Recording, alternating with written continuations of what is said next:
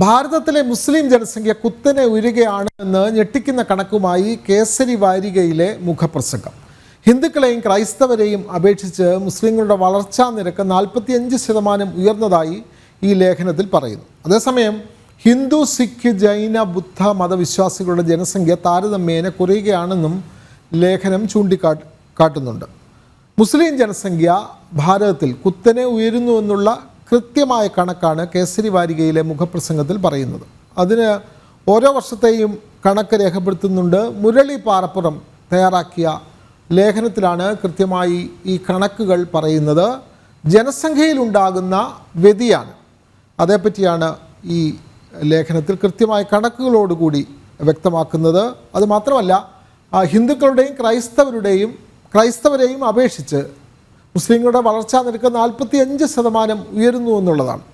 അപ്പോൾ ഹിന്ദു, സിഖ്, ജൈന, ബുദ്ധ മതവിശ്വാസികളുടെ ജനസംഖ്യ താരതമ്യേന കുറയുകയാണെന്നും കണക്കുകളോട് സൂചിപ്പിക്കുന്നു. കൂടുതൽ വിവരങ്ങളുമായി കോഴിക്കോട് നിന്ന് അനഘ ഹർഷൻ ചേരുന്നു. അനഘ, മുസ്ലിം ജനസംഖ്യ 45% വർദ്ധിക്കുന്നു.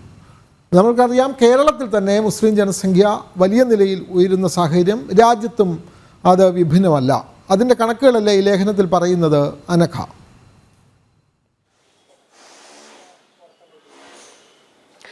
തീർച്ചയായും വിനോദ്, ഈ കേസരിയിലെ ഈ ലേഖനം തുടങ്ങുന്നത് തന്നെ ഹിന്ദു ഭൂരിപക്ഷം ഇനി എത്ര നാളെന്ന വലിയൊരു ചോദ്യം സമൂഹത്തിലേക്ക് ഇട്ടുകൊണ്ടാണ് കേസരിയുടെ ഈ ലേഖനം തുടങ്ങുന്നത്.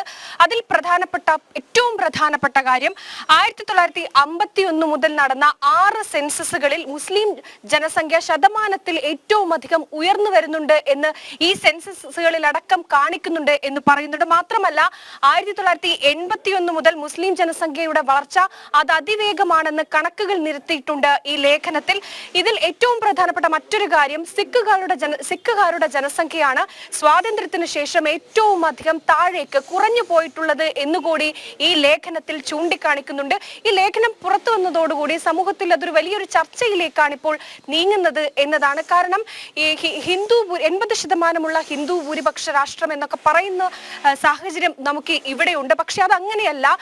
മറ്റ് ഇതര മുസ്ലിം മതവിഭാഗം അത് ക്രമാതീതമായി ശതമാനത്തിന്റെ അടിസ്ഥാനത്തിൽ വലിയ രീതിയിലുള്ള വളർച്ച ഉണ്ടായിട്ടുണ്ട് എന്നാണ് ഈ ലേഖനം ചൂണ്ടിക്കാണിക്കുന്നത്. മറ്റൊന്ന്, ഇതിലെടുത്ത് പറയുന്നത് അസമിലും ജമ്മു കാശ്മീരിലും സെൻസസ് നടത്താത്തതിനെ കുറിച്ചും ഈ ലേഖനത്തിൽ കൃത്യമായ വിമർശനം ഉയർത്തുന്നുണ്ട്. ഹിന്ദുക്കളുടെയും ക്രൈസ്തവരെയും അപേക്ഷിച്ച് 45% ഉയർന്നതാണ് മുസ്ലിങ്ങളുടെ വളർച്ച എന്നാണ് ഈ ലേഖനത്തിൽ എടുത്ത് പറഞ്ഞിരിക്കുന്നത്. മാത്രമല്ല, ഈ ജനസംഖ്യയെക്കുറിച്ചുള്ള ആധികാരികമായ പഠനം നടത്തിയവരാണ് PN മാരി ഭട്ടും അതേപോലെ തന്നെ AJ ഫ്രാൻസിസ് സേവിയർ എന്നിവർ.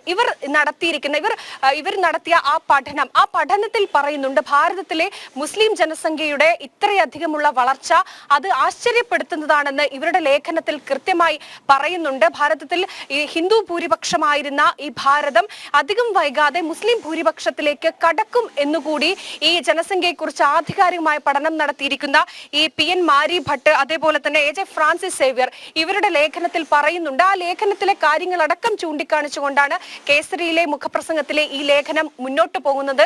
എന്തായാലും കൃത്യമായൊരു ചോദ്യമാണ് ഈ ലേഖനത്തിലൂടെ സമൂഹത്തിലേക്ക് ഇട്ടിരിക്കുന്നത്. ഹിന്ദു ഭൂരിപക്ഷം ഇനി എത്ര നാൾ എന്നാണ് ആ ചോദ്യം ഇന്നത്തെ സമൂഹത്തിൽ ഏറെ പ്രസക്തമാണ് വിനോദ്. അതെ, ഹിന്ദു ഭൂരിപക്ഷം ഇനി എത്ര നാൾ എന്നുള്ള ഒരു പ്രത്യേക വിഷയത്തിൻ്റെ അടിസ്ഥാനത്തിലാണ് മുസ്ലിം ജനസംഖ്യ 45% വർദ്ധിക്കുന്നു എന്നുള്ള കണക്കുകളാണ് കേസരി വാരികയിൽ ലേഖനത്തിലൂടെ വെളിപ്പെടുത്തുന്നത്. വിവരങ്ങൾ നൽകുകയായിരുന്നു കോഴിക്കോട് നിന്നും അനഘ ഹർഷൻ.